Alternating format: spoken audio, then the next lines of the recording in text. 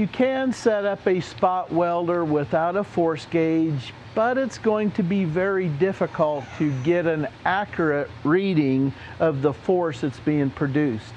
We do have a chart that you'll be able to see the air pressure on the air pressure gauge and the diameter of the cylinder, and it will give you an approximation of what the force should be. It's going to be very difficult to get a very accurate reading.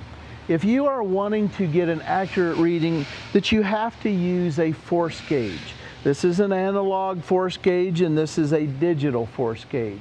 It's read right here at the electrodes.